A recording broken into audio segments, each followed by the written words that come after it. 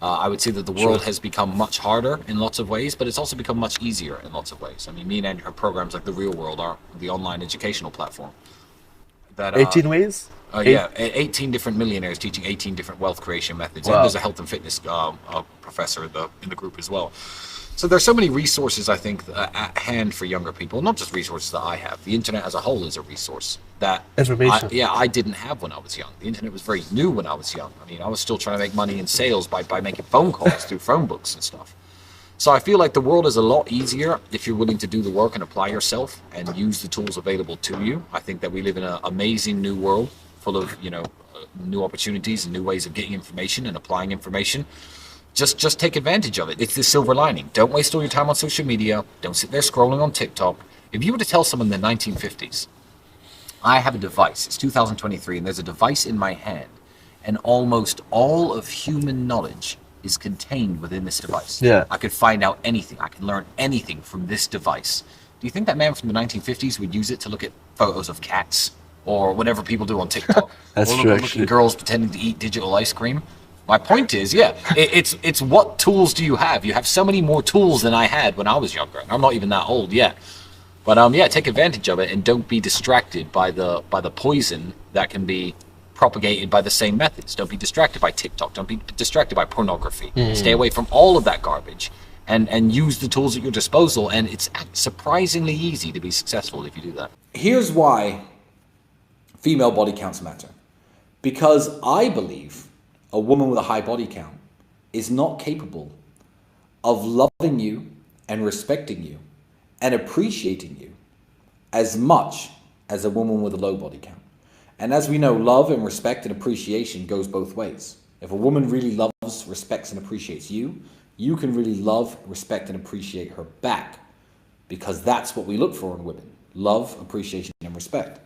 Now, when I say women with high body counts aren't capable, I really do mean it. So I'm going to give you an analogy that I made up, because I made it up 2 days ago, and I'm sure you've never heard before. I'm going to talk to you about a friend of mine. His name is Alex. He's my personal trainer and my physiotherapist. Alex doesn't drink. Almost never. He's got six-pack abs. He walks around looking good all the time. Doesn't like alcohol. Doesn't drink alcohol. Knows alcohol's bad for his health. The other night, I was celebrating a very big business milestone that myself and my brother had passed. And without saying anything, Alex was sitting there with us, slamming shots of tequila all night. And I thought, you know what? Alex is proud of me, and Alex appreciates my friendship, and he is really genuinely happy for my success. The fact that this guy, who doesn't drink, is sitting here drinking vodka shots with me and my scumbag friends means a lot to me. It's special. He's doing something he doesn't normally do to show his appreciation for me. That's a good friend. Now let's imagine there's another guy who gets drunk every day by himself, will drink a bottle of vodka. If anyone in any bar in any pub offers him a drink, he'll take it and sit there and drink with them. A homeless dude, for example. And I somehow convinced this homeless guy to come and celebrate my business milestone with me, and he's sitting there slamming my tequila. Why is that less meaningful? I know he doesn't appreciate me, respect me, care about me as much as a real friend, because this guy will drink with anybody. Do you see where I'm going here? I hope you do.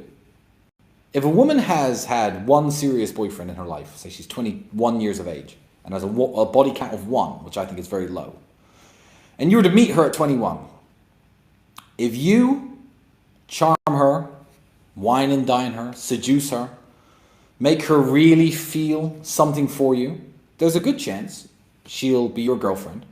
She'll have sex with you. And you may well end up getting married and bearing children and all the beautiful things that come with, male-female relationships. However, if you meet a girl who's 21 who has a body count of 300, sure, she'll fuck you. But that sex doesn't mean she cares about you. It doesn't mean she appreciates you. It doesn't mean she respects you. In fact, it's meaningless because it's not you that makes her do it. It's the sex. Just like it's the drink that will make the homeless man accept my invite, not my achievements. So be very careful of women with very high body counts. Be very careful of women who say that it doesn't matter, because I feel like they can't appreciate and love and respect a man in the same way that a woman with a low body count can. So I have met loads of women with high body counts, and I've slept with plenty of them. I'm not going to pretend I haven't, and so have many of you watching at home. But to all the women out there who do have high body counts, let me tell you something. Before you start saying, Tristan Tate, oh, he's just a fuckboy, or this guy's just a fuckboy, or this guy, he just uses women. You allowed yourself to be used by every single person in your hometown. Nobody is going to treat you, even the man who wants a family and wants a serious relationship and wants love and wants the real deal. He's not going to treat you the same way because of the way you've treated yourself. It's nothing to do with how men are behaving towards you. It's how you've behaved towards yourself. Always played the number 2 role. Like, you know, in monarchical times, it was always the eldest son that was passed down to the crown. From your father down to Andrew to you, has it always been an understanding, all right, I'm number 2. My brother's the leader. Let me get in line. Let's crush it. You know what? I don't feel it's necessarily like that. I feel it's more that I know what his strengths are, and I'm there to compensate for his weaknesses. He knows what my strengths are, and I'm there to compensate for his weaknesses. So who's the leader and who's not all depends on the situation that we're in. Certainly me and Andrew have been a team a very long time, and we made a lot of money before we ever blew up on the internet. Our relationship was a lot more equal then, but Andrew is the famous one. I'm fully aware that he's the guy who will go in front of the camera and say the types of things or voice his opinions in a way that garner infamy and fame. And I've blown up alongside him. I don't know what it was about us that made us prioritize our friendship and prioritize being brothers above prioritizing relationships with women. Every woman who's ever been in my life and the women that are in my life now know that there is no choice between me and them. Mm-hmm. You know, if a girl was on my house at my house once on like a 4th date or 5th date, and she said, "I don't like your brother." I said, "That's a very strange thing to say. Why would you say that?" "I don't know. He seems rude. I just don't like him. I've watched him on the internet. I don't like your brother." I said, "Well, that's unfortunate because this house is half my brother's house and he didn't pay millions of dollars for this house for people who don't like him to sit in it. So you've got to go." Mm-hmm. "Oh, but this is your house too. So get the fuck out." Like I will prioritize my friendship and my relationship with my brother above any woman. And I feel like that may be our superpower. Yeah. I think that a lot of guys actually in the space have an unhealthy idea of what simping versus being a gentleman is, and the value of taking the masculine role as a gentleman as opposed to looking insecure by not. I think, they see guys like me or you or Andrew as bad guys because they have nothing to give a woman but loyalty. So they'll look at guys who have multiple women like me and they'll think Tristan's a bad guy. Women like bad guys. And they do. They like top tier guys, and top tier guys tend to like having more than one woman. But women don't like rude guys. There's no universal, I could probably pull it off if I wanted to, but I wouldn't go on a date and not say much, sit on my phone, be rude, walk in front of her, make her split the check, and expect her to come home and make love at the end of the night. No. That certainly is going to hinder my chances. And that's the whole point of going on a date. So it's just a lack of understanding of what it's like to be a top tier male. So anytime anyone says any stupid comment like that to you, "Oh, the Tates wouldn't open doors," or "Why are you opening doors?" That's simping. That guy doesn't get laid. You know he doesn't. The separation of the nuclear family gives the state the ability to raise your kids. And my brother's probably touched on this. The moment there's no father at home, the moment the mother's busy working, not at home cooking meals and raising the kids and reading books to them like my mother was, then who's raising your kids? The school, the internet, the television, whatever ideas we put on those are the ideas the kids are going to grow up with. We don't want dad out working and mom at home with the kids 24/7. No. The mother of my kids, call me sexist if you want, never has to work again. She can have passions. She can have interests. She wants to learn the violin, the piano, dance, ballet. She's a former gymnast, one of them. Go and do this. Good. You do what you enjoy. Don't worry about the money. I'll make the money. Pursue your passions because I want you at home with the kid.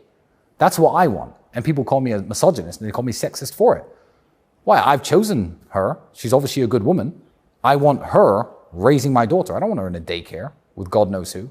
Luckily in Romania, I'm relatively safe from that. But I mean, I've seen some questionable people working in your daycares in the United States, and it makes me very worried. If you're 18, 19, and you try to get a loan, you can't get one.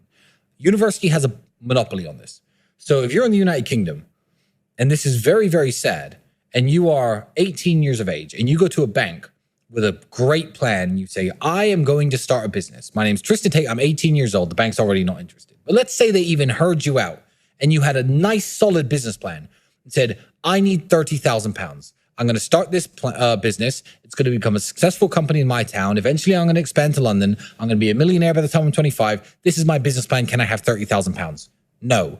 It will be no 100% of the time. If you're an 18-year-old kid and you say, hey, I want to be a pilot. I don't want to join the military and fight your bullshit wars that you want us all to fight to get a pilot's license. Plus, a lot of pilots, they want you to go to university first nowadays. But regardless, I want to be a pilot. Can I borrow £30,000? I need this many hours of flying time at this airfield on these aircraft. If I complete all these various hours, I'll have a pilot's license by the time I'm 21. Then I want to apply to work for airlines. Can I borrow some money, Mr. Banker? No. Hi, I don't really know what I want to do with life. I'm 18. Don't really know what I want to do. So I'm going to study business, economics. Oh, here's your check for 60 grand, 70 grand. Ching, ching. Here you go. Enjoy paying it back one day. They have a monopoly on the borrowing power of young people.